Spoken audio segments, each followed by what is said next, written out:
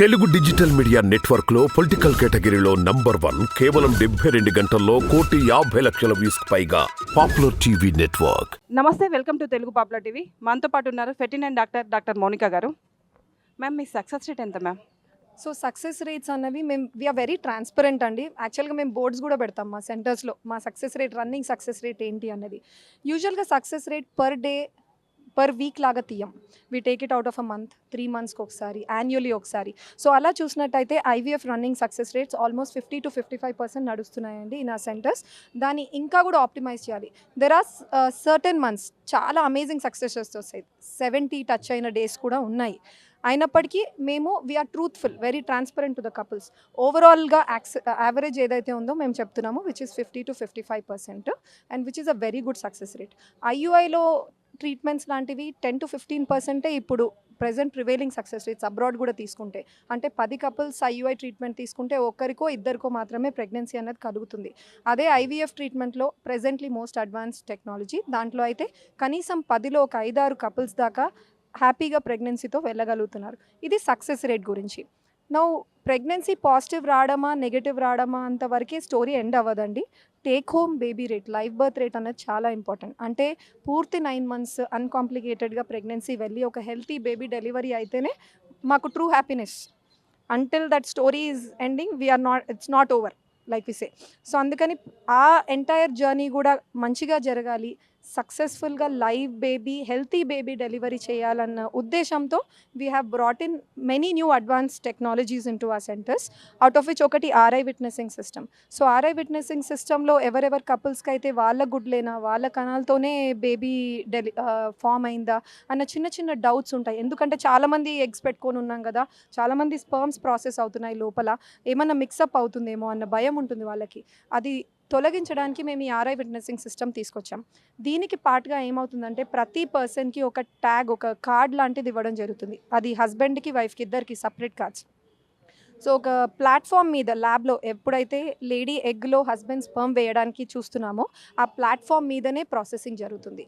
దాని మీద ఆ concerned lady eggs, concerned husband sperms గనక ప్లేస్ అయ్యి లేకుంటే అలారం వెళ్తుంది, ఇమీడియట్గా నోటిఫికేషన్ వెళ్తుంది to everybody, all the embryology personal. So అప్పుడు ఇమీడియట్గా they will rectify this error. ఇది జరగడం ఈజ్ అన్లైక్లీ అండి, 0.0001% I will say it doesn't happen usually. అయినప్పటికీ ఆ చిన్న చిన్న నెగ్లిజిబుల్ ట్రస్ట్ ఇష్యూస్ కూడా ఓవర్కమ్ చేయాలని ఆర్ఐ విట్నెసింగ్ సిస్టమ్ తీసుకొచ్చాం. అది వచ్చిన 6 monthsకే అనదర్ టెక్నాలజీని కూడా మేము ఇన్కార్పొరేట్ చేస్తున్నాం, మా ల్యాబ్లో ఇంటిగ్రేట్ చేస్తున్నాం. దాన్ని జిల్ట్రిక్స్ అంటాము. సో ఈ జిల్ట్రిక్స్లో ఏం చేస్తున్నాము అంటే, ఏదైతే ఇంక్యుబేటర్ గర్భసంచి లాంటిది, బయట బాక్స్ లాంటిది. సో గర్భసంచిలో ఎటువంటి ఎన్వైర్న్మెంట్, ఎంత వేడిగా ఉంది, ఎంత కార్బన్ డైఆక్సైడ్ లెవెల్ ఉంది, అవన్నీ తెలుసుకొని మేము కండిషన్స్ని ప్రీసెట్ చేసి ఉంటాం ఇంక్యుబేటర్కి. అది ఎన్నిసార్లు ఒక ఎంబ్రియాలజిస్ట్, ఒక హ్యూమన్ ఎన్నిసార్లు చెక్ చేయగలరు? మార్నింగ్ ఒకసారి చేస్తారు, వెళ్ళిపోయే ముందు ఒకసారి చెక్ చేస్తారు. But what about between? Every second ఏం జరుగుతుంది, ఎవ్రీ అవర్ ఏం జరుగుతుంది చూడడం అనేది it is not possible for human. దానికోసమే ఈ జిల్ట్రిక్స్ వస్తుంది ఆ ప్లేస్లో. జిల్ట్రిక్స్ ఏం చేస్తుంది అంటే ఎవ్రీ సెకండ్ ట్యాబ్ పెట్టుకుంటుంది, టెంపరేచర్ మెయింటైన్ అవుతుందా లేదా. మనం అనుకున్న టెంపరేచర్ కొంచెం ఎక్కువ అయినా లేదా తక్కువ పడిపోయినా ఇమీడియట్గా అలారం పంపిస్తుంది ల్యాబ్ మేనేజర్కి. ల్యాబ్ మేనేజర్ ఫిజికలీ ప్రెజెంట్ లేరు లేదా చూసుకోలేదు, ఇటువంటి సమయంలో ఎట్లా అంటే ఇమీడియట్గా ఆయన రెస్పాన్స్ లేదు అన్న వెంటనే the next person in hierarchy teams పంపిస్తుంది.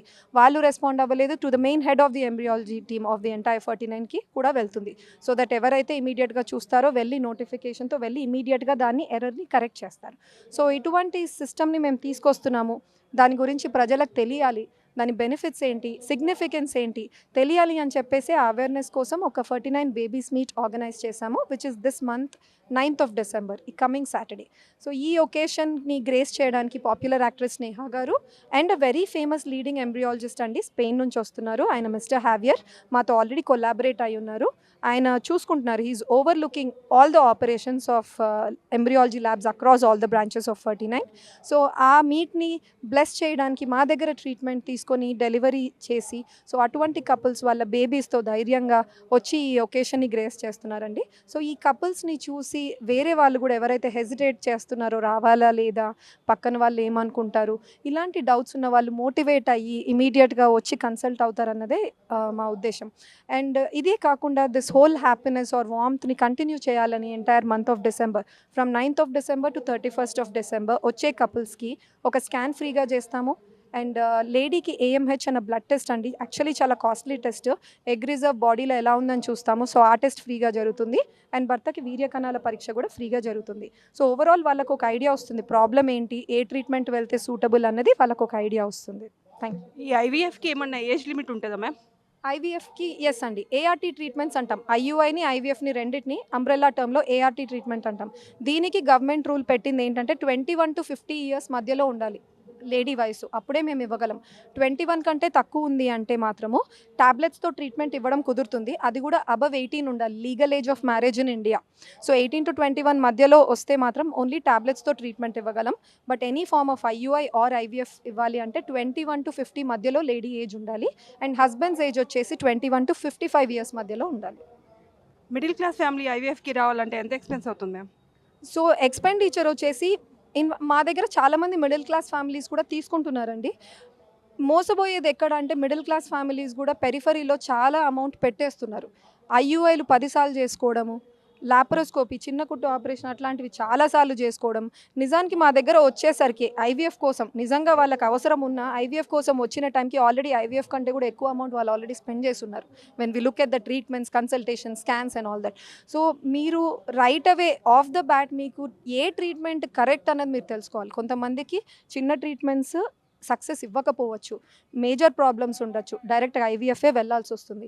సో అటువంటి వాళ్ళు అన్నెసెసరీ ట్రీట్మెంట్స్ తీసుకొని మనీ అండ్ టైం వేస్ట్ చేసుకోకుండా, time is also very important. Lady age ఎక్కువ అయ్యే కొద్దీ ఎగ్స్ తగ్గిపోతుంటాయి. సో అందుకని నిజంగా IVF ట్రూ ఆన్సర్ మీకు అంటే మాత్రము డెఫినెట్గా ఆ ట్రీట్మెంట్కి వెళ్ళడం ఇంపార్టెంట్ అండి. It's worth.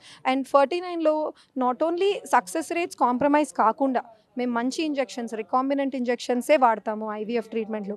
అది చేసినా కూడా compare to many of the centres we're giving optimum success rates and also with good pricing of IVF. So ఖచ్చితంగా మీకు ఆ ప్రాబ్లం ఉంది అంటే రండి హాస్పిటల్కి.